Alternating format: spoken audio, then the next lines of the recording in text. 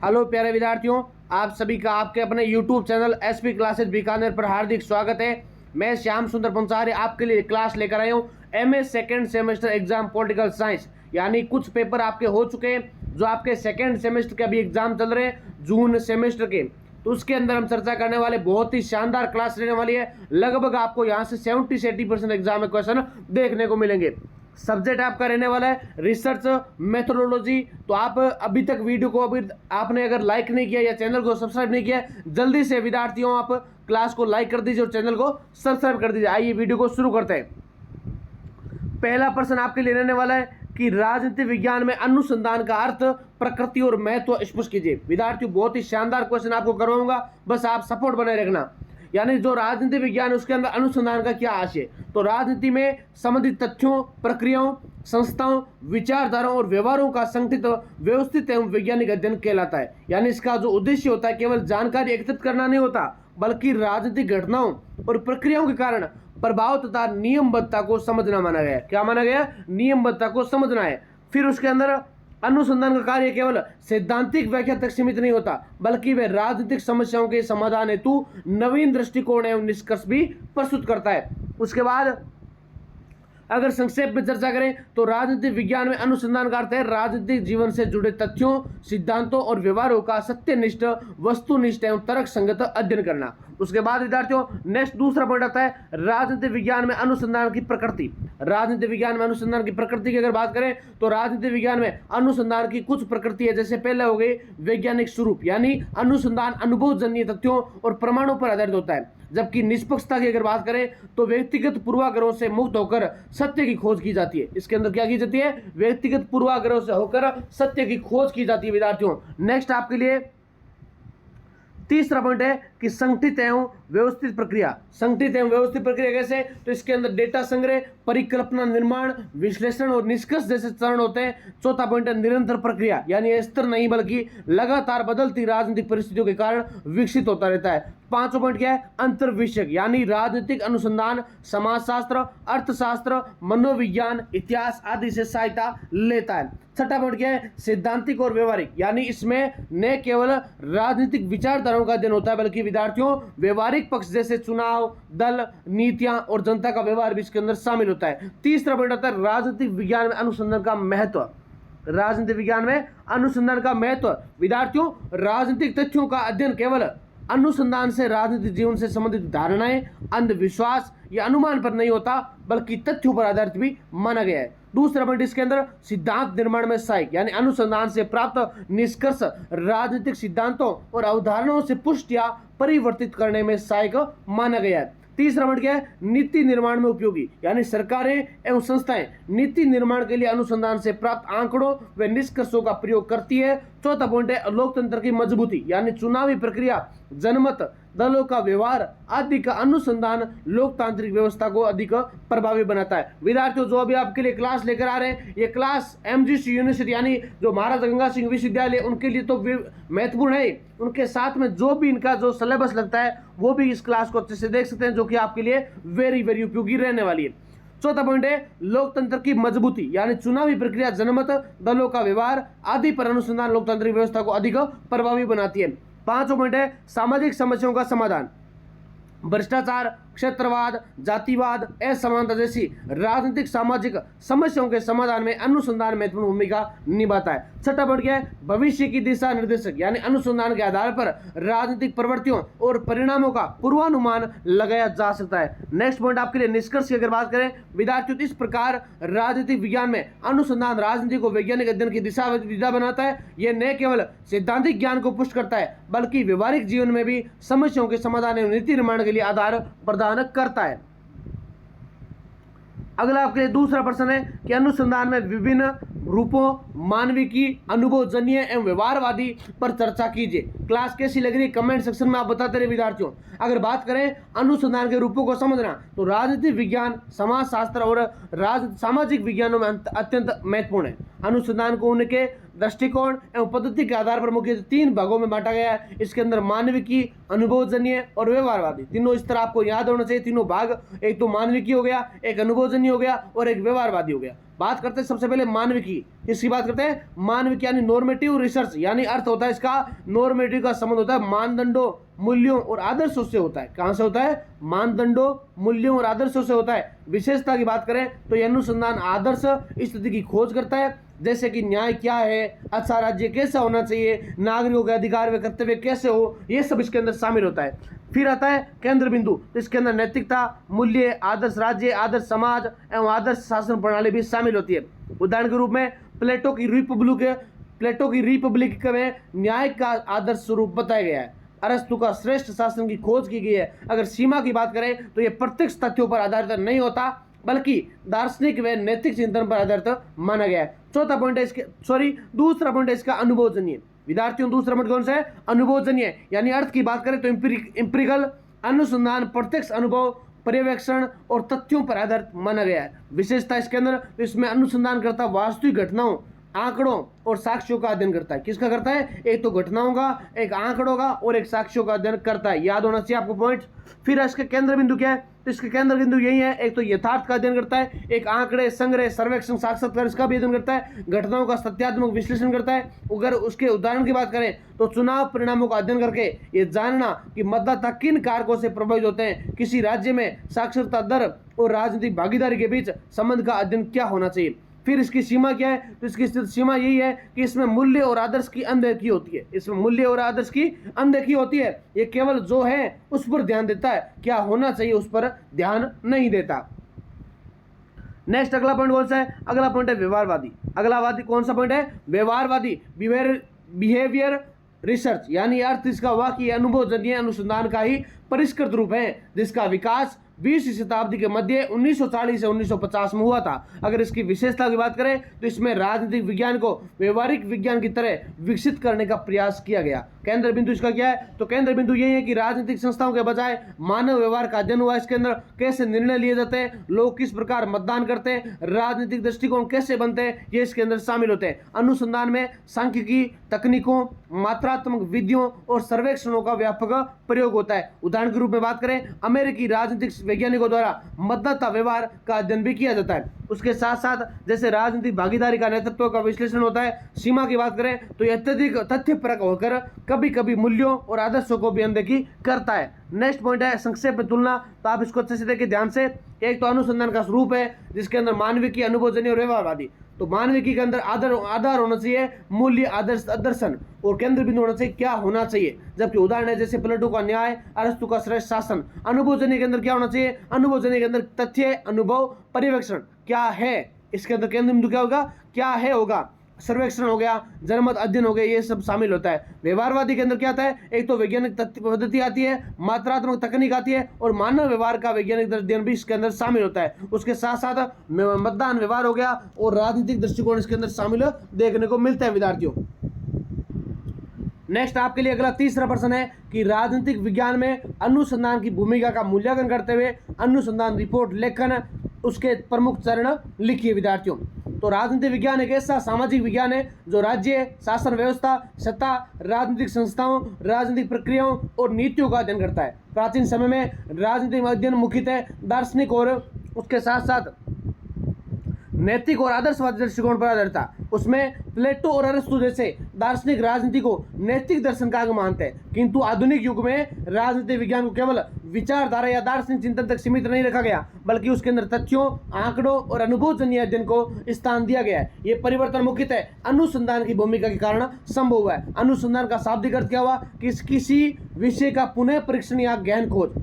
किसी विषय का पुनः परीक्षण या गहन खोज। राजनीतिक विज्ञान में अनुसंधान से न केवल नए तथ्यों की खोज होती है, बल्कि सिद्धांतों का परीक्षण, सामाजिक राजनीतिक संस्थाओं का समाधान और नीति निर्माण की प्रक्रिया में वैज्ञानिक आधार प्राप्त होता है। अगला पॉइंट है राजनीतिक विज्ञान में अनुसंधान की भूमिका। क्या है भूमिका राजनीतिक विज्ञान में? तो इसके अंदर पहला पॉइंट आता है नवीन ज्ञान की प्राप्ति। इसके अंदर भी आपको पता होना चाहिए कि अनुसंधान राजनीतिक विज्ञान में ये नए ज्ञान की खोज का साधन है। जैसे चुनावी व्यवहार हो गया, मतदाता की मानसिकता हो गई, राजनीतिक दलों की कार्य प्रणाली हो गई, नीतियों के प्रभाव आदि के क्षेत्र में नए नए तथ्य उजागर शामिल होते हैं। दूसरा पॉइंट है सिद्धांतों का परीक्षण और विकास। सिद्धांतों का परीक्षण और विकास। इसके अंदर भी आपको क्या पता होना चाहिए कि राजनीतिक विज्ञान के अनेक सिद्धांत जैसे लोकतंत्र, शक्ति, संप्रभुता, दल प्रणाली, संघीयवाद आदि को समय समय पर रखा और संशोधित किया जाता है। अनुसंधान सिद्धांतों के नई परिस्थितियों में प्रयोग कर उसकी प्रासंगिकता जांचता है विद्यार्थियों। तीसरा पॉइंट है अनुभवजन्य दृष्टिकोण का विकास, यानी अनुभव अनुसंधान ने राजनीतिक विज्ञान को केवल मान्यताओं और विचारों का विषय नहीं मानक बनाकर तथ्यात्मक और अनुभवजन्य विज्ञान बनाया है। आज राजनीतिक विज्ञान का अध्ययन आंकड़ों, सर्वेक्षणों, प्रश्नावलियों और सांख्यिकी पद्धतियों द्वारा किया जाता है। समस्या समाधान की बात करें तो राजनीतिक विज्ञान में चुनाव सुधार, दल बदल, भ्रष्टाचार, क्षेत्रीय असमानता, धार्मिक जातीय संघर्ष और जैसी अनेक समस्या सामने आती है। अनुसंधान केवल इसके वास्तविक कारणों का पता लगाकर ठोस समाधान सुझाता है। नीति निर्माण में सहयोग, अगला पॉइंट कौन सा है? नीति निर्माण में सहयोग। तो अनुसंधान से प्राप्त निष्कर्ष नीति निर्माताओं के लिए मार्गदर्शन का कार्य करते हैं, जैसे गरीबी उन्मूलन योजनाएं, शिक्षा नीति, आरक्षण नीति आदि अनुसंधान आधारित आंकड़ों पर निर्भर करते हैं। विद्यार्थियों, अभी तक अगर आपने YouTube channel SP classes Bikaner को सब्सक्राइब नहीं किया है, या आप जो वीडियो देख रहे हैं यानी जो MA second semester political science का वीडियो देख रहे हैं, अगर आपने अभी तक वीडियो को लाइक नहीं किया है, देखो हम आपके लिए इतनी मेहनत करते हैं। मैंने आपके लिए लगभग 4 वीडियो यानी 3 इससे पहले लगा दिए, चौथा ये आपके लिए लगा रहा हूँ वीडियो। लेकिन देखो आपका तो कर्तव्य बनता है ना कि आप वीडियो को देखकर जितना हो सके उसको प्रमोट करने का प्रयास करें। प्रमोट कैसे करोगे? वीडियो जैसे ही लाइक करते हो आपके पास एक हाइप का बटन मिलता है कि हाइप करे, तो आप उस हाइप कर सकते हैं। आप वीडियो कमेंट कर सकते हैं। वीडियो पर बहुत देखता हूं मैं, कमेंट पढ़ने का प्रयास करता हूं। आप कोई भी कमेंट करोगे तो आपको उसका रिप्लाई मिलेगा। लगभग आपको जो कमेंट करोगे तो आपको 5 से 7 घंटे के अंदर उसका रिप्लाई मिलेगा। आप कमेंट नहीं करते हो, आप उसको प्रमोट करने का यानी शेयर करने का प्रयास भी नहीं करते हो, तो आपका भी तरह देखो दायित्व तो बनता है कि हमारे पेपर अच्छे हो रहे हैं, लगभग एग्जाम में यहाँ से क्वेश्चन आ रहे हैं, तो आप थोड़ा सा वीडियो को लाइक और शेयर कर दिया करो विद्यार्थियों। साथ में नेक्स्ट छठा पॉइंट है आपके लिए कि तथ्य और सिद्धांत का समन्वय। तथ्य और सिद्धांत का समन्वय यानी अनुसंधान से केवल तथ्यों का संग्रह नहीं होता बल्कि उससे सिद्धांत गढ़े जाते हैं। इस प्रकार राजनीतिक विज्ञान तथ्य और सिद्धांत का संतुलित अध्ययन बनाता है। सातों पॉइंट क्या है? अंतर विषय दृष्टिकोण, यानी अनुसंधान ने राजनीतिक विज्ञान को समाजशास्त्र, मनोविज्ञान, अर्थशास्त्र, इतिहास और लोक प्रशासन में जोड़ दिया है, जिससे राजनीति का अध्ययन बहुआयामी और व्यापक बन गया है। नेक्स्ट, इस प्रकार अनुसंधान ने राजनीतिक विज्ञान को दार्शनिकता से मिल निकालकर एक ऐतिहासिक, वैज्ञानिक, व्यवहारिक और अनुसंधान के रूप में स्थापित किया है। नेक्स्ट पॉइंट क्या है? अनुसंधान रिपोर्ट लेखन। अनुसंधान रिपोर्ट लेखन यानी रिसर्च रिपोर्ट राइटिंग। अनुसंधान क्रिया का अंतिम और महत्वपूर्ण चरण उसकी रिपोर्ट का लेखन करना है। यानी किसी भी शोध का वास्तविक शून्य मूल्य तभी होता है जब उसके निष्कर्षों का सुव्यवस्थित और स्पष्ट रूप से प्रस्तुत किया जाए। अनुसंधान रिपोर्ट केवल शोधकर्ता के लिए नहीं बल्कि पाठकों, नीति निर्माताओं और भविष्य के शोधकर्ताओं के लिए मार्गदर्शक मानी जाती है। अनुसंधान रिपोर्ट लेखन के प्रमुख चरण की बात करें तो इसके अंदर क्या आता है? पहला पॉइंट आता है शीर्षक पृष्ठ। शीर्षक पृष्ठ के अंदर इसके अंदर शोध का शीर्षक, शोधकर्ता का नाम, संस्थान, मार्गदर्शक का नाम, तिथि और अन्य आवश्यक विवरण लिखे जाते हैं। नेक्स्ट, दूसरा पॉइंट है प्रस्तावना। प्रस्तावना के अंदर इंट्रोडक्शन के अंदर यहाँ विषय की पृष्ठभूमि, अध्ययन का महत्व, शोध का उद्देश्य, शोध की रूपरेखा प्रस्तुत की जाती है। अनुसंधान समस्या का विवरण क्या है? स्टेटमेंट ऑफ द प्रॉब्लम्स, यानी शोध में किसी विषय समस्या का समाधान किया जाता है और क्यों किया जाता है इससे स्पष्ट हो जाता है। चौथा पॉइंट है परिकल्पना। चौथा पॉइंट कौन सा है? परिकल्पना, यानी समस्या के संभावित उत्तर या अनुमान प्रस्तुत किया जाता है जिन्हें बाद में जांचने का प्रयास किया जाता है। पांचवा पॉइंट है साहित्य समीक्षा, यानी विषय पर पूर्व में किए गए शोध और उपलब्ध साहित्य का विश्लेषण प्रस्तुत किया जाता है और यह बताता है कि शोधकर्ता ने पहले से उपलब्ध सामग्री का अध्ययन किया है विद्यार्थियों। नेक्स्ट आपके लिए अगला पॉइंट है अनुसंधान पद्धति। अनुसंधान पद्धति क्या है? तो इसमें शोध का स्वरूप वर्णनात्मक, तुलनात्मक, ऐतिहासिक आदि होता है और अनुसंधान की विधियां सर्वेक्षण, साक्षात्कार, प्रश्नावली, नमूना चयन या डाटा संग्रहण और विश्लेषण की तकनीकें स्पष्ट रूप से देखी जाती है। 7 पॉइंट आता है डाटा का प्रस्तुतिकरण एवं विश्लेषण कैसे होता है? तो प्राप्त आंकड़ों को तालिका बनाकर या चार्ट के माध्यम से, ग्राफ आदि के माध्यम से क्या होता है? प्रस्तुत करते हैं और उनका तार्किक विश्लेषण किया जाता है। निष्कर्ष यही है कि शोध ने प्राप्त बुद्धि के परिणामों और निष्कर्षों को व्यवस्थित रूप से प्रस्तुत किया है। अगला 9वां पॉइंट है सुझाव। इसका क्या है? तो शोध निष्कर्षों के आधार पर नीतिगत या व्यवहारिक सुझाव दिए जाते हैं जिनका उपयोग समाज या शासन कर सकता है विद्यार्थियों। अगला आपके लिए 5वां क्वेश्चन है कि राजनीतिक विज्ञान में वैज्ञानिक पद्धति व सिद्धांत निर्माण की प्रक्रिया का स्पष्ट वर्णन कीजिए। विद्यार्थियों, राजनीतिक विज्ञान एक सामाजिक विज्ञान है जिसका उद्देश्य राजनीति राज्य सरकार सत्ता और नीतियों से जुड़ी घटनाओं का अध्ययन करना होता है। केवल अनुभव या परंपरा से राजनीति को समझना पर्याप्त नहीं होता, बल्कि उसके लिए वैज्ञानिक दृष्टिकोण से अपनाना आवश्यक होता है। वैज्ञानिक पद्धति हमें राजनीतिक तथ्यों का संगठित, व्यवस्थित और तर्कपूर्ण अध्ययन करने का साधन देती है। उसके आधार पर हम विभिन्न घटनाओं से सिद्धांतों का निर्माण करते हैं जो राजनीति की व्याख्या, पूर्वानुमान और मार्गदर्शन प्रदान करते हैं। दूसरा पॉइंट है वैज्ञानिक पद्धति। वैज्ञानिक पद्धति कौन सी है? तो वैज्ञानिक पद्धति का अर्थ होगा कि घटनाओं का संगठित और तार्किक अध्ययन करने की वह विधि जिसमें तथ्यों का संग्रह, विश्लेषण और निष्कर्ष निकालने के लिए क्रमबद्ध चरणों का पालन किया जाता है। वैज्ञानिक पद्धति के प्रमुख चरण कौन से? तो पहला चरण आता है समस्या की पहचान करना, यानी सबसे पहले अध्ययन के लिए किसी विशेष राजनीतिक समस्या या प्रश्न का चुनाव किया जाता है। जैसे भारत में मतदाता व्यवहार को प्रभावित करने वाले कारक हो गए। उसके बाद दूसरा पॉइंट आता है परिकल्पना का निर्माण। परिकल्पना का निर्माण के अंदर शोधकर्ता तार्किक समस्या के संभावित उत्तर या अनुमान प्रस्तुत करता है, जैसे जाति और धर्म मतदाता व्यवहार को प्रभावित करते हैं। तीसरा पॉइंट तथ्य संग्रह, यानी विभिन्न साधनों जैसे प्रश्नावली, साक्षात्कार, चुनावी आंकड़े, सरकारी रिपोर्ट आदि से प्रमाणिक तथ्य जुटाए जाते हैं। चौथा पॉइंट है विश्लेषण, यानी एकत्रित आंकड़ों का सांख्यिकी या तार्किक ढंग से परीक्षण और तुलना की जाती है। निष्कर्ष क्या है इसका? तो निष्कर्ष यही है विद्यार्थियों कि विश्लेषण के आधार पर यह तय किया जाता है कि परिकल्पना सही है या गलत है। सत्यापन क्या हो गया? सत्यापन वेरिफिकेशन यही होता है कि बार बार परीक्षण करके परिणामों की विश्वसनीयता और सामान्यकरण की पुष्टि की जाती है। इस प्रकार वैज्ञानिक पद्धति राजनीतिक अध्ययन को केवल मत या विचार का विषय न मानकर तथ्य आधारित विज्ञान बनाने का प्रयास करती है। सिद्धांत निर्माण की प्रक्रिया की बात करें तो राजनीतिक विज्ञान में सिद्धांत निर्माण का आशय यह है कि विभिन्न राजनीतिक तथ्यों और घटनाओं को जोड़कर एक ऐसा संगठित ढांचा तैयार करना जो न केवल व्याख्या करे बल्कि भविष्यवाणी और मार्गदर्शन भी प्रदान करे। सिद्धांत निर्माण की प्रक्रिया कौन सी है? पहला पॉइंट आता है तथ्यों का आंकलन करना, यानी वास्तविक राजनीतिक घटनाओं जैसे चुनाव, दल, नीति, आंदोलन आदि का अध्ययन किया जाता है। दूसरा है वर्गीकरण, यानी प्राप्त तथ्यों को श्रेणियों में विभाजित किया जाता है, जैसे लोकतांत्रिक और अधिनायकवादी व्यवस्था। तीसरा पॉइंट आता है संबंध ढूंढना, यानी विभिन्न तथ्यों और घटनाओं के बीच संबंध खोजे जाते हैं। क्या किए जाते हैं? संबंध खोजे जाते हैं, जैसे लोकतांत्रिक और अधिनायकवादी इसके अंदर पहले मानते हैं। इसके अंदर क्या होता है? शिक्षा स्तर और राजनीतिक भागीदारी में सीधा संबंध दिखाया जाता है। चौथा पॉइंट है सामान्यीकरण। सामान्यीकरण के अंदर क्या होना है कि विशिष्ट घटनाओं से सामान्य नियम या निष्कर्ष निकाले जाते हैं। पांचवा पॉइंट है सिद्धांत निर्माण, यानी इन सामान्य नियमों को संगठित कर राजनीतिक सिद्धांत बनाए जाते हैं। उदाहरण के रूप में एलिट सिद्धांत, यानी समाजशास्त्री मतदाता व्यवहार सिद्धांत इसके अंदर शामिल होता है। परीक्षण व सुधार, तो नए तथ्यों और परिवर्तित परिस्थितियों के आधार पर सिद्धांतों का वर्गीकरण व परीक्षण व संशोधन किया जाता है इसके अंदर। छठा प्रश्न आपके लिए अनुसंधान समस्या के निर्माण की प्रक्रिया समझाते हुए अनुसंधान रूपरेखा क्या है इसके बारे में बताइए। तो अनुसंधान समस्या वे प्रश्न बिंदु है जिस पर शोधकर्ता वैज्ञानिक पद्धति से उत्तर खोजता है। सरल शब्दों में किस विषय पर, किस दृष्टिकोण से और किस उद्देश्य से शोध किया जाए, ये स्पष्ट करना होता है कि अनुसंधान समस्या का निर्माण है या इसकी निर्माण की प्रक्रिया। अगर बात करें निर्माण की प्रक्रिया की, तो अनुसंधान समस्या समाधान तैयार करने के लिए शोधकर्ता को कुछ चरणों से गुजरना पड़ता है, जिसके अंदर अनुसंधान क्षेत्र का चयन करना, यानी सबसे पहले तय किया जाता है कि किस विषय, शाखा या अनुसंधान जैसे राजनीति विज्ञान, समाजशास्त्र, शिक्षा आदि पर शोध करना है। दूसरा आता है साहित्य सर्वेक्षण, यानी पहले से किए गए शोधों, किताबों, लेखकों और शोध प्रबंधनों का अध्ययन किया जाता है ताकि पता चले कि विषय पर अब तक क्या क्या हुआ है और कहाँ भी कमी है।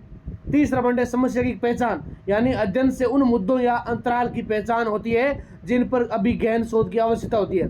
चौथा पॉइंट क्या है? समस्या का सीमांकन, यानी शोध को व्यवहारिक बनाने के लिए समस्या का दायरा सीमित किया जाता है, जैसे क्षेत्र, समय, जनसंख्या, शब्द की सीमा आदि इसके अंदर शामिल होती है। फिर आता है परिकल्पना और उद्देश्य निर्धारण। अगला पॉइंट क्या है? परिकल्पना और उद्देश्य निर्धारण, यानी समस्या के आधार पर शोध के उद्देश्य तय किए जाते हैं। यदि आवश्यक है हो तो परिकल्पना बनाई जा सकती है। निष्कर्षतः इस तरह स्पष्ट, शोधनीय और व्यवहारिक और नए दृष्टिकोण वाली समस्या को चुनकर भी अनुसंधान समस्या का निर्माण किया जा सकता है। नेक्स्ट पॉइंट अगला अनुसंधान रूपरेखा। अनुसंधान रूपरेखा यानी रिसर्च डिजाइन। तो अर्थ होता है इसका कि अनुसंधान रूपरेखा इस प्रकार की योजना या ब्लूप्रिंट है जो ये तय करती है कि शोध किस प्रकार से किया जाएगा। कौन सी पद्धति अपनाई जाएगी, आंकड़े कहाँ से और कैसे जुटाए जाएंगे, उसका विश्लेषण कैसे होगा। तो ऐसे समझे कि जैसे घर बनाने से उसका नक्शा तैयार किया जाता है, यानी घर बनाने से पहले क्या करते हैं, हम नक्शा तैयार करते हैं, हम ब्लूप्रिंट बनाते हैं। उसी तरह शोध करने से पूर्व भी हमें उसकी संपूर्ण योजना अनुसंधान रूपरेखा देनी होगी। फिर आता है अनुसंधान रूपरेखा के प्रकार। अनुसंधान रूपरेखा के प्रकार कौन से, तो अनुसंधान की प्रकृति के आधार पर अनुसंधान रूपरेखा को कई प्रकारों में बांटा गया है। पहला आता है उद्देश्य के आधार पर, इसके अंदर अन्वेषणात्मक अनुसंधान, इसके अंदर नए तथ्यों या समस्याओं को खोजने के लिए ये शामिल होता है। फिर आपके लिए वर्णनात्मक अनुसंधान, दूसरा पॉइंट है वर्णनात्मक अनुसंधान, यानी किसी स्थिति, तथ्य या समूह का वर्णन करने के लिए। तीसरा है दैनिक या नैदानिक या विश्लेषणात्मक अनुसंधान, यानी कारण परिणाम संबंधों का विश्लेषण करने के लिए। चौथा पॉइंट है प्रयोगात्मक अनुसंधान, यानी नियंत्रित परिस्थितियों में परिकल्पनाओं का परीक्षण करने के लिए शामिल होता है। अगला 6 पॉइंट आता है समय के आधार पर। क्या आता है, समय के आधार पर, तो क्रॉस सेक्शनल, एक ही समय पर एकत्रित किए गए आंकड़ों का आधारित होना।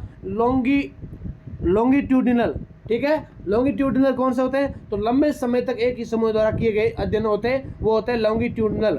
फिर आता है पद्धति के आधार पर, इसके अंदर भी मात्रात्मक अनुसंधान हो गया, इसके अंदर संख्यात्मक आंकड़ों, सांख्यिकी विश्लेषण पर आधारित होते हैं। गुणात्मक, इसके अंदर साक्षात्कार, परीक्षण, केस स्टडी आदि के शामिल होते हैं। तीसरा आता है मिश्रित पद्धति, यानी मात्रात्मक और गुणात्मक दोनों इसका प्रयोग शामिल होता है। फिर संक्षेप में बात करें तो अनुसंधान समस्या का निर्माण, विषय चयन, साहित्य सर्वेक्षण, पहचान, सीमांकन, उद्देश्य निर्धारण से होता है। अनुसंधान रूपरेखा शोध की पूरी योजना या नक्शा है। इसके आधार प्रकार अन्वेषणात्मक, वर्णनात्मक, नैदानिक, प्रयोगात्मक, क्रॉस सेक्शनल या लॉन्गिट्यूडनल या मात्रात्मक या गुणात्मक और मिश्रित इसके अंदर शामिल बताए जाते हैं।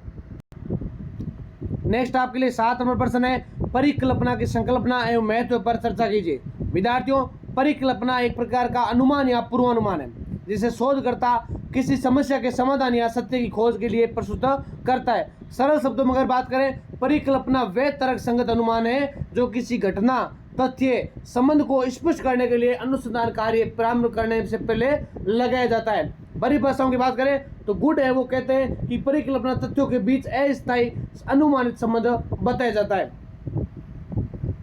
फिर लुंडबर्ग क्या कहते हैं कि परिकल्पना वह तर्क संगत अनुमान है जो किसी शोध कार्य की दिशा को निर्देशित करता है। इस प्रकार परिकल्पना अनुसंधान की मार्गदर्शक धुरी होती है। परिकल्पना का महत्व क्या है, तो अनुसंधान की दिशा प्रदान करना। ये शोधकर्ता को बताती है कि किस दिशा में डेटा एकत्रित करना है और किन पहलुओं पर ध्यान देना है। समस्या का स्पष्ट निर्धारण क्या होगा, तो तर्क परिकल्पना शोध समस्या को सीमित करके उसे अधिक स्पष्ट और विशिष्ट बनाती है। तीसरा है डेटा संग्रहण में सहायक होना, ये तय करती है कि किस प्रकार के तथ्य, जानकारी या आंकड़े एकत्रित करने होंगे। विश्लेषण में सुविधा, तो शोधकर्ता परिकल्पना के आधार पर आंकड़ों का वर्गीकरण और विश्लेषण करता है। समय और श्रम की बचत की बात करें तो अनुसंधान का कार्य बेतरतीब न होकर संगठित रूप से होता है, यानी अलग अलग न होकर संगठित रूप से होता है, जिससे समय व श्रम दोनों की बचत हो जाती है। सिद्धांत निर्माण में सहायक कैसे, अब जब परिकल्पना परीक्षण के बाद सत्य होती है, सिद्ध होती है, तब वह किसी सिद्धांत या नियम का रूप ले सकती है। अनुसंधान में वस्तुनिष्ठता की अगर बात करें तो परिकल्पना शोधकर्ता की जांच को पूर्वाग्रह रहित और तार्किक बनाती है। क्या बनाती है, पूर्वाग्रह और तार्किक बनाती है। नेक्स्ट आप निष्कर्ष पढ़ लेना। नेक्स्ट हम बात करते हैं सीधे 8 नंबर क्वेश्चन की। 8 नंबर क्वेश्चन है कि नमूना चयन की विधियों का विवेचन कीजिए। विद्यार्थियों, अनुसंधान में नमूना चयन का अर्थ होता है अध्ययन के लिए संपूर्ण जनसंख्या से कुछ व्यक्तियों, वस्तुओं या इकाइयों को इस प्रकार चुनना कि पूरी जनसंख्या का प्रतिनिधित्व कर सके। नमूना पद्धति समय, श्रम और धन की बचत करती है तथा अनुसंधान को अधिक व्यवहारिक और वैज्ञानिक बनाती है। नमूना चयन की प्रमुख है 2 भागों में बांटा गया है। नमूना चयन को प्रमुख कितने भागों में, 2 भागों में बांटा गया है। पहला आता है प्रायिकता आधारित विधियां। इसके अंदर क्या होता है कि प्रत्येक इकाई के चुने जाने की संभावना निश्चित और ज्ञात होती है, जिसके अंदर सरल यादृच्छिक यमुना, जिसमें प्रत्येक इकाई के चुने जाने की संभावना समान होती है, जैसे लॉटरी पद्धति, यादृच्छिक संख्याओं की तालिका से चयन करना। लाभ इसका निष्पक्ष है, सरल और वैज्ञानिक भी है। सीमा इसमें बड़े समूह में कठिनाई देखने को मिलती है। दूसरा पॉइंट है प्रणालीगत नमूना। दूसरा पॉइंट कौन सा है, प्रणालीगत नमूना, यानी सूची से हर 9वें सदस्य का चयन होता है। किसका होता है, 9वें सदस्य, यानी कोई भी सदस्य, उसके जो सदस्य का चयन होता है। जैसे 1000 व्यक्तियों की सूची में हर 10वां व्यक्ति का चयन होता है। अगर 1000 व्यक्ति है उसके अंदर हर 10वां व्यक्ति उसका चयन होगा। लाभ आसान और समय की बचत होती है। सीमा, यदि सूची में कोई नियमितता हो तो पक्षपात की संभावना देखने को मिलती है। तीसरा पॉइंट है स्त्रीकृत नमूना, यानी स्त्रीकृत यानी स्तर के अनुसार जनसंख्या कुछ वर्गों में बांटकर प्रत्येक वर्ग से आनुपातिक या समान संख्या में इकाइयों द्वारा चुनी जाती है, जैसे शिक्षा स्तर, लिंग, आयु वर्ग इसके अंदर शामिल होते हैं। लाभ प्रतिनिधित्व अधिक सटीक होती है। चौथा पॉइंट है समूह या गुच्छ नमूना, समूह या गुच्छ नमूना यानी जनसंख्या को छोटे छोटे समूह में बांटकर कुछ नए पूरे समूह को यादृच्छिक रूप से चुना जाता है। जैसे लाभ किसी जिले से कुछ विद्यालयों का चयन करता है और फिर छात्रों का अध्ययन किया जाता है। लाभ इसका व्यवहारिक और खर्च कम होता है। बहुस्तरीय नमूना की अगर बात करें तो इसमें चयन कई स्तरों पर किया जाता है, जैसे पहले राज्य में, फिर जिले में, फिर गांव में और अंत में परिवार में होता है। लाभ बड़े पैमाने पर उपयोगी और सटीक शामिल होता है, ये सब बहुस्तरीय वाला। दूसरा प्रकार है इसके अंदर अप्रायिकता आधारित, यानी इस इकाइयों में चुने जाने की संभावना ज्ञात नहीं होती है, जैसे सुविधाजनक नमूना। पहला पॉइंट है सुविधाजनक नमूना, यानी शोधकर्ता सुविधा अनुसार नमूना चुनता है, जैसे अपने आसपास के छात्रों से डेटा लेना, सीमा पक्षपात की संभावना अधिक होना। उद्देश्यपूर्ण नमूना, जिसके अंदर क्या आता है कि एक तो शोध उद्देश्यों को ध्यान में रखकर विशिष्ट गुण वाले व्यक्तियों का चयन करता है, जैसे केवल मेधावी छात्रों या गरीब परिवारों का चयन करता है। कोटा नमूना की अगर बात करें तो जनसंख्या के विभिन्न वर्गों में तय संख्या के अनुसार चयन होता है, यानी कोटा एक प्रकार का आरक्षण मान लीजिए आप। फिर आता है से 50% पुरुष और 50% महिलाएं, अगर उसके अंदर कोटा दे रखा है कि महिलाओं की संख्या इतनी होगी तो वो कोटा हो गया एक प्रकार से, ठीक है। फिर आता चौथा पॉइंट है स्नोबॉल नमूना। स्नोबॉल नमूने के अंदर भी आपको पता होगा कि दुर्लभ या छिपी जनसंख्या तक पहुंचने के लिए पहले कुछ व्यक्तियों का चयन होता है, फिर उनमें अन्य की जानकारी लेना, जैसे नशा करने वाले या प्रवासी मजदूर। अगर इसके निष्कर्ष की बात करें तो प्रायिकता विधि यहाँ वैज्ञानिक और अधिक प्रतिनिधित्व होती है। अपारगता विधियां सुविधाजनक तो होती है परंतु पक्षपात की संभावना अधिक रहती है। शोधकर्ता को अपने उद्देश्य, समय, साधन, जनसंख्या में प्रवृत्ति में ध्यान में रखते हुए उपयुक्त विधि का चयन करना चाहिए साथियों। अब विद्यार्थियों जो आप अभी क्लास देख रहे हैं, जिन्होंने भी अभी तक व्हाट्सएप चैनल को ज्वाइन नहीं किया है, जल्दी से जितने विद्यार्थी है वो व्हाट्सएप चैनल को ज्वाइन कर लीजिए, ताकि आपको इस पेपर का गेस्ट पेपर है वो व्हाट्सएप चैनल पर अपलोड कर दिया जाएगा। आप अभी क्लास देख रहे हो तो जल्दी से व्हाट्सएप चैनल ज्वाइन कैसे करना है, तो इसी वीडियो के कमेंट में पिन किया हुआ है, यानी जो लिंक लगा रखी है आप उसको सीधे क्लिक करके व्हाट्सएप चैनल ज्वाइन कर लीजिए। नहीं तो जो डिस्क्रिप्शन होता है, यानी वीडियो की जो पूरा डाटा लिखा होता है उसके अंदर डिस्क्रिप्शन के अंदर मैंने लिंक डाल के वहां से आप व्हाट्सएप चैनल ज्वाइन कर लीजिए विद्यार्थियों, ताकि आपको गेस्ट पेपर है, पीडीएफ नोट्स कैसे लेने हैं, आपको वहां से सारी अपडेट आपको मिल जाएगी। बात करते हैं अगले 10वें क्वेश्चन की। प्रश्नावली और अनुसूची में अंतर स्पष्ट कीजिए। प्रश्नावली और अनुसूची में अंतर स्पष्ट कीजिए।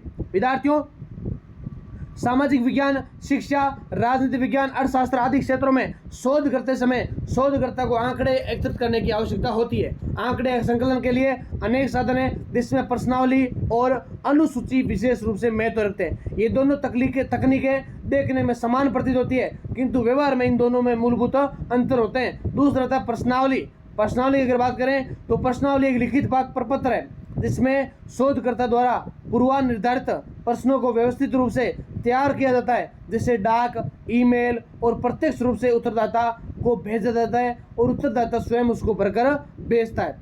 अगर इसकी विशेषताओं की बात करें तो एक तो प्रश्न लिखित रूप में होते हैं, उत्तरदाता स्वयं अपने विचार लिखता है, शोधकर्ता की उपस्थिति आवश्यक नहीं होती, उत्तरदाता का साक्षर होना आवश्यक होता है। ये कम खर्चीला और सबसे बड़े क्षेत्र में उपयुक्त माना गया है। तीसरा पॉइंट है अनुसूची। अनुसूची क्या है, तो अनुसूची भी प्रश्नों का एक लिखित समूह होता है, जिसमें शोधकर्ता अथवा गणनाकर्मी स्वयं जीवनदाता से प्रश्न पूछता है और उसमें स्तरों को संकेतित अंकित करता है। अगर इसकी विशेषताओं की बात करें तो एक तो प्रश्न शोधकर्ता द्वारा पूछ जाते हैं, उत्तरदाता मौखिक उत्तर देता है जिसे शोधकर्ता लिखता है, उत्तरदाता का साक्षर होना आवश्यक नहीं होता, प्रशिक्षित अन्वेषक एवं गणनाकर्मी की आवश्यकता मानी जाती है इसमें, और उत्तर दर निश्चित रूप से अधिक होती है। अगर हम दोनों के अंतर तालिका माध्यम से अगर बात करें तो आधार एक का प्रश्नावली और एक अनुसूची हो गया। आधार परिभाषा, उत्तर लिखने वाला और साक्षरता की शर्तें। तो परिभाषा प्रश्नों का लिखित प्रपत्र जिसे उत्तरदाता स्वयं भरता है उसे प्रश्नावली कहते हैं, जबकि प्रश्नों का लिखित प्रपत्र जिसे शोधकर्ता पूछकर स्वयं भरता है उसे बोलते हैं अनुसूची। लिखने वाला उत्तरदाता स्वयं होता है, इसके अंदर शोधकर्ता या गणनाकर्मी होता है। साक्षरता की शर्त, इसके अंदर साक्षर होना आवश्यक है और उसमें निरक्षर यानी बिना अनपढ़ होता है वो भी भाग ले सकता है। फिर चलते हैं हम अगले प्रश्न की ओर। अगला प्रश्न है साक्षात्कार की पद्धति की विशेषताएं एवं सीमाएं लिखते हुए विषय वस्तु विश्लेषण की परिभाषा एवं उपयोगिता स्पष्ट कीजिए। विद्यार्थियों, बहुत ही अच्छा क्वेश्चन है। अभी तक अगर आपने वीडियो को लाइक नहीं किया है, चैनल को सब्सक्राइब नहीं किया है, जल्दी से देखो, जितने विद्यार्थी क्लास को देख रहे हैं चैनल को सब्सक्राइब कर दीजिए, वीडियो को लाइक कर दीजिए, ताकि आप जो देखो अभी तो एमए सेकंड सेमेस्टर है, एमए थर्ड सेमेस्टर के अंदर आपके लिए 80 क्लासेस लगाई जाएगी और इससे और भी ज़्यादा बेहतर करने का प्रयास करेंगे। तो आप अगर सपोर्ट बनाए रखेंगे और ज़्यादा विद्यार्थियों को जोड़ेंगे तो वो अच्छे से अच्छा आपके लिए प्रयास करते रहेंगे। बात करें अगर 11वें क्वेश्चन की, तो अनुसंधान में प्रक्रिया में आंकड़े संकलन का कार्य अत्यंत महत्वपूर्ण माना जाता है। शोधकर्ता जिस समस्या का समाधान करना चाहता है उसके लिए आवश्यक तथ्यों और सूचनाओं को प्राप्त करने के लिए विभिन्न तकनीकों का प्रयोग होता है, जिसमें साक्षात्कार एवं विषय वस्तु विश्लेषण दो महत्वपूर्ण विधियां होती है। साक्षात्कार के माध्यम से शोधकर्ता सीधे उत्तरदाता से संपर्क स्थापित करके मौखिक संवाद द्वारा सूचना प्राप्त करता है, जबकि विषय वस्तु विश्लेषण के द्वारा लिखित, मुद्रित और अन्य संप्रेषण माध्यमों की सामग्री का व्यवस्थित अध्ययन और मूल्यांकन किया जाता है। दोनों विधियां सामाजिक विज्ञान, राजनीतिक विज्ञान, मनोविज्ञान, शिक्षा, पत्रकारिता, मीडिया अध्ययन आदि में व्यापक रूप से प्रयुक्त की जाती है।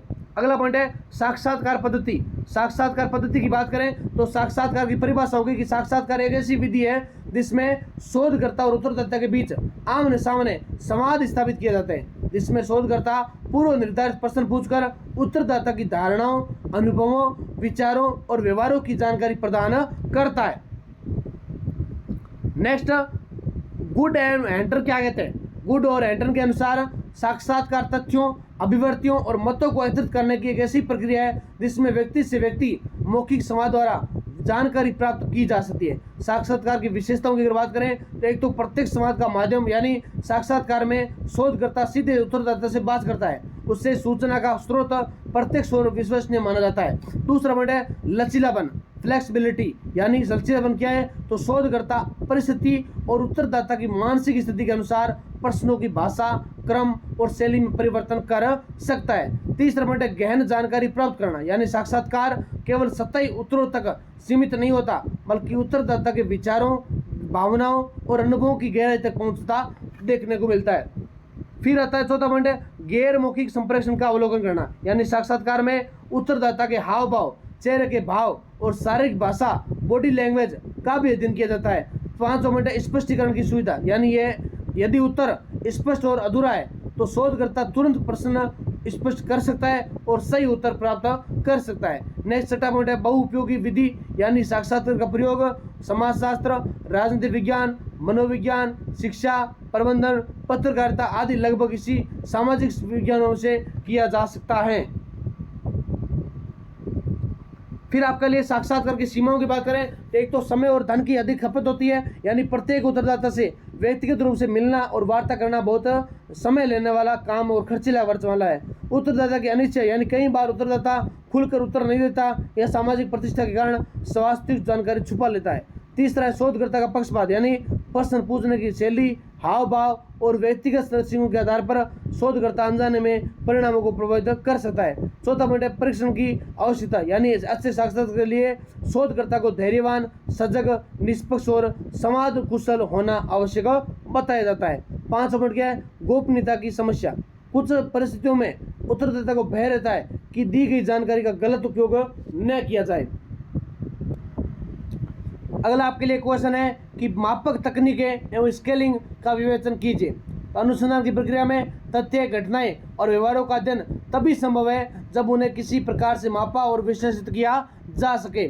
मापन केवल भौतिक वस्तु तक सीमित नहीं है बल्कि सामाजिक विज्ञानों से भी विचारों, दृष्टिकोणों, भावनाओं, मूल्यों और व्यवहारों का मापन आवश्यक बताया जाता है। उदाहरणतः लोकतंत्र के प्रति नागरिकों की संतुष्टि, राजनीतिक भागीदारी का स्तर है या शिक्षा के महत्व के प्रति दृष्टिकोण जैसी अवधारणाओं का अध्ययन संख्यात्मक रूप से तभी किया जाता है जब उपयुक्त मापन तकनीकें एवं स्केलिंग पद्धतियाँ अपनाई जा सके। मापन की संरचना क्या है, संकल्पना क्या है? तो मापन का अर्थ है किसी वस्तु, घटना, गुण एवं व्यवहार को संख्यात्मक रूप में व्यक्त करना।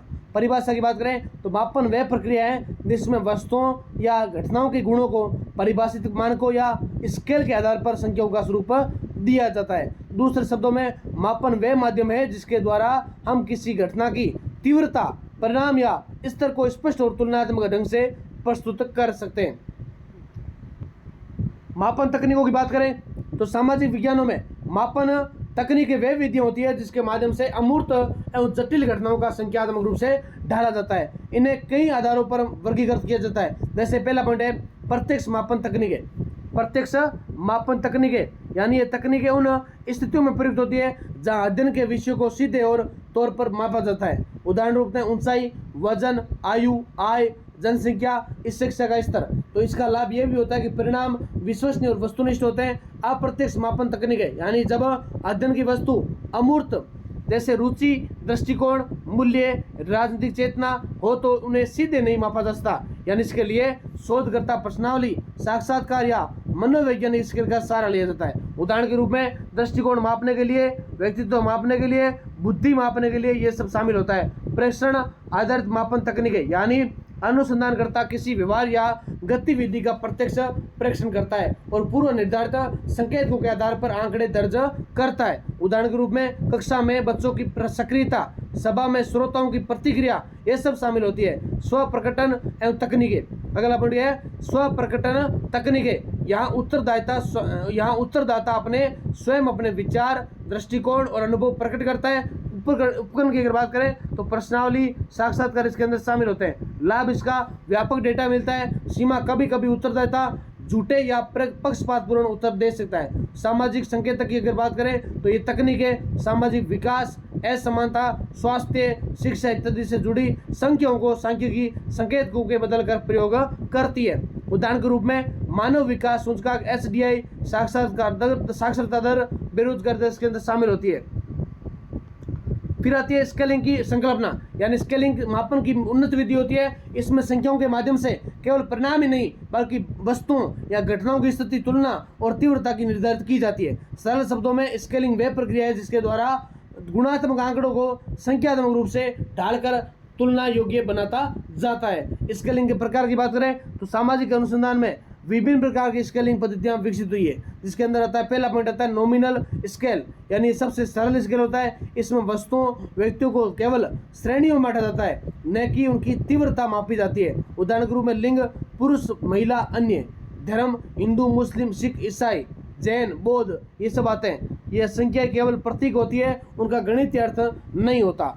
ऑर्डिनल स्केल कौन सा होता है? इसके अंदर वस्तुओं, व्यक्तियों को क्रमबद्ध किया जाता है, जिसके अंदर दो रैंकों के बीच का अंतर नहीं समझा जाता है, स्पष्ट नहीं होता है। उदाहरण के रूप में उपयोगिता में, प्रतियोगिता में प्रथम, द्वितीय और तृतीय स्थान, शिक्षा संतोष स्तर और उच्च, मध्यम, निम्न, ये सब शामिल होते हैं इसके अंदर। फिर आता है इंटरवल स्केल। इंटरवल स्केल कौन सा होता है? इसमें श्रेणीकरण व क्रम के साथ साथ अंतराल भी सीधा किया जाता है, लेकिन इसमें पूर्ण शून्य का अभाव देखने को मिलता है। उदाहरण के रूप में तापमान मापन हो गया इसके अंदर, और साथ साथ में बुद्धिलब्धि हो गया। अगला चौथा पॉइंट है रेडियो स्केल।